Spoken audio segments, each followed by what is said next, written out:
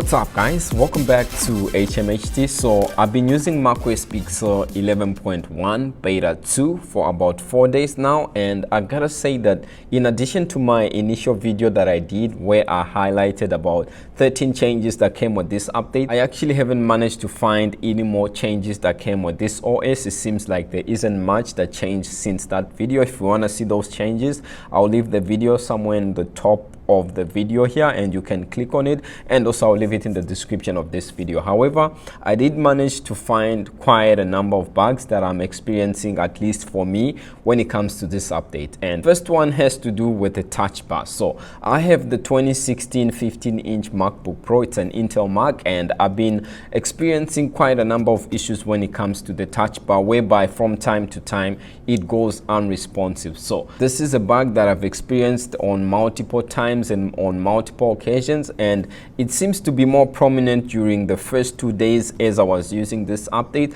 But I found that usually if it comes and the touch bar is unresponsive, I just have to restart my Mac, and then after that the bug goes away. It was especially bad during the first day where it would come, I think, like 3 times per day, and then on the second day it seems to go like lower.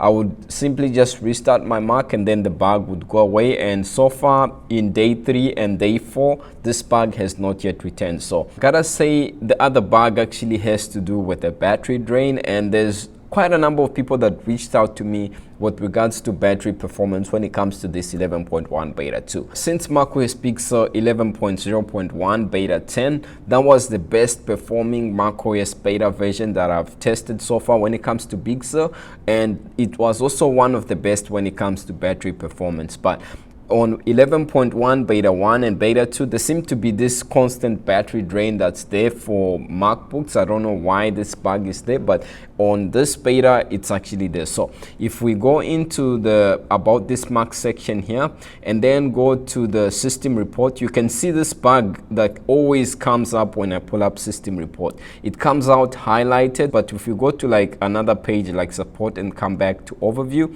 you can see that it goes away. But if I was to close this and open it again, the bug would come up where it highlights this system report. But anyways, if we click on system report and then go to where it says power right there, you can see that my cycle count is 297, and my state, you can see that the condition says that here it's normal. So that's how my battery condition looks, just in case you are curious.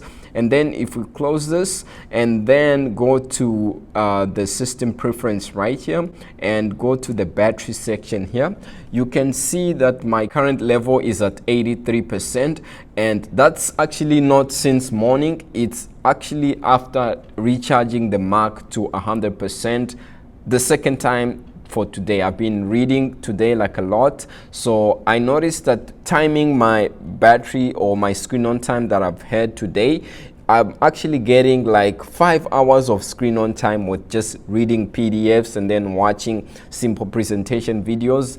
That's how bad this update is. So 5 hours before, I used to get like 8 to 9 hours with other betas. So this one has that battery drain issue. And if you look at the screen on time that I have here, you can see that around 8 o'clock or so, I started basically using this Mac on battery, and you can see this constant battery drain with just reading PDFs. So it basically lasted up to about 12 until I was being prompted to charge the Mac. So I don't know why this issue is there, but quite a number of people are experiencing this battery drain when it comes to these betas. And then you can see that from around 1 p.m. I started charging the Mac, and I got it all the way to 100, and it reached 100 at around 3:30 p.m. and right now you can see the time that it's sometime after 4. I haven't been using it between the 3 to 4 p.m. time frame, but you can see that it's now on 83%. So that's one of the main issues that Apple needs to work on before they release macOS Big Sur officially to the public, the battery drain issue. It's better to have something that doesn't have quite a number of new features or changes, but have something that's more stable or reliable when it comes to battery performance, because productivity will suffer if you can't get enough battery performance out of your Mac. And then if we just look at the build number that came with this update, let's go to the About This Mac section here. You see this bug again came up, but anyways, you can see the build number that we have here. It has a B at the end, so B is relatively close to the end, and what this means is that we could actually be seeing an update pretty soon. So when are we expecting macOS Big Sur 11.1 to be officially released? You can see that today is December 7th right here, and so I'm actually expecting beta 3 or the release candidate version between the 8th and the 10th of December, as you can see here. And if Apple does release that, then we can expect the official version of 11.1 to officially come out next week after the week the release candidate comes out. Hopefully Apple does do that. Now let's quickly head over onto YouTube to see our YouTube community results. So if we open YouTube, you can see that I basically asked, how has macOS Big Sur 11.1 beta 2 been for you so far? And at the time I'm recording this video, you can see that we have around 222 votes, and from those votes you can see that the most voted option is that I'm on 11.0.1 or older. So about 71% of the people say that they are on an older version, which is 11.0.1 or older. And then you can see that 10%, which is the second voted option, they say that it's great and no issues at all. And then you can see that 7% said okay, but a few minor issues here and there, and 3% said it's terrible, and 9% said I use Windows or some other operating system. So that's the YouTube community results. Thank you for taking part and having a say.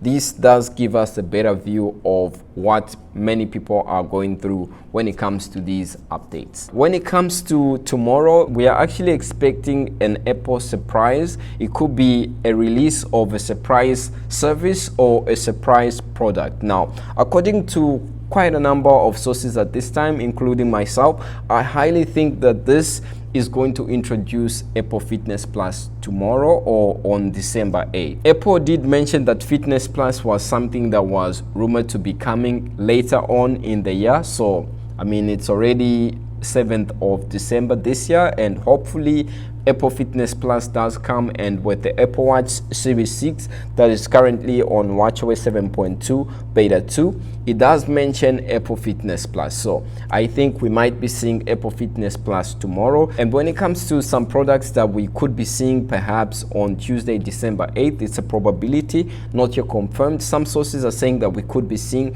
AirTags, since iOS 14.3 mentions or allows for third-party accessories trackers like Tile and so on. So we could perhaps be seeing AirTags. And also, since this is supposed to be a winter surprise, we could be seeing AirPods Studio, the over-ear headphones from Apple. And basically those are the top 3 that I suspect. However, some sources are also saying that we could be seeing Apple Silicon Mac accessories or a new Apple TV product. I don't know what you think we'll be seeing, but those are what I had on my list and what most sources seem to be talking about at this time. And when it comes to the release of iOS 14.3, it's an update that quite a number of people are longing for. I also think that hopefully we see a release candidate beta during this week. So between the 8th and the 10th of December, perhaps we'll get a release candidate version. And then when it comes to the official release during the week of the 14th, then iOS 14.3 should be released should this happen. However, Apple can change. This is 2020. I mean, it's already late, because last year I believe the latest update or iOS update was actually released on December 10th. So this iOS 14.3 has been delayed if you compare it to the previous year. So basically that's what I had for you when it comes to 11.0.1 follow-up and also Apple December surprise and iOS 14.3. If you like this video, a like would be great, and a sub even better. Stay safe, and I'll see you in the next video. Peace.